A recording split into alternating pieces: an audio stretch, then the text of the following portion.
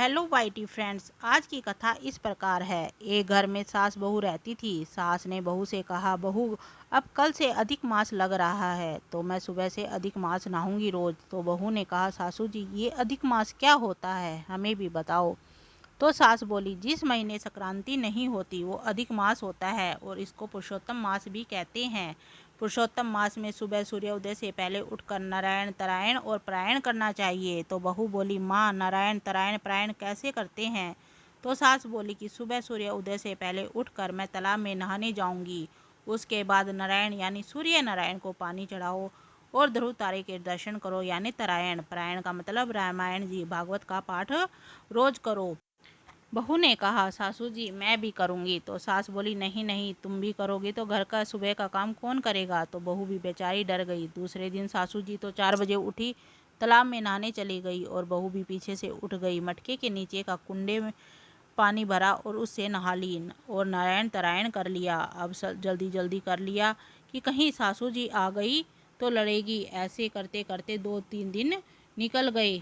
साथ में काम भी करती, रोज कुएं का पानी भरने जाती, कुएं से पानी भी भरती। एक दिन कुएं का पानी लेने गई तो उससे घड़ा नहीं उठ रहा था। रोज तो उठा कर ले जाती थी, आज क्यों नहीं उठा पा रही हूँ मैं। बहू सोच में पड़ गई।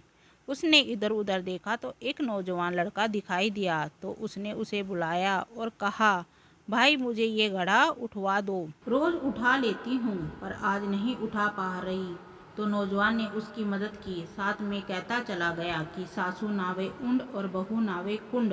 एक दिन 2 दिन रोज ही ये नियम बन गया कि बहू से बेड़ा नहीं उठता और वही लड़का उसकी मदद करता। वही बोलता चला जाता कि सासू नावे उंड और बहू नावे कुंड। एक दिन बहू ने उससे पूछा कि भाई तुम ऐसा क्यों बोलते हो। तो वह बोला कि तुम रोज नहाती हो ना कुंडे के पानी से। बहू ने पूछा कि तुझे कैसे पता और तेरा नाम क्या है। तो वह बालक मधुर मुस्कान से बोला, मेरा नाम दामोदर है। और कहते ही अपना विराट रूप दिखा दिया।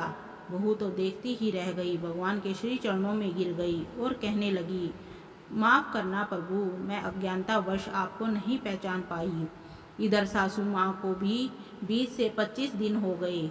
उसने बहू से कहा कि कल मैं अधिक मास का जोड़ा जिमाऊंगी तो कल 5 पकवान बनाना। अब बहू तो चिंता में पड़ गई कि अधिक मास तो मैं भी कर रही हूँ, मैं जोड़ा कहाँ से जिमाऊंगी। सोचते हुए रात गई। सुबह वैसे ही नारायण तरायण किया और पानी लेने गई।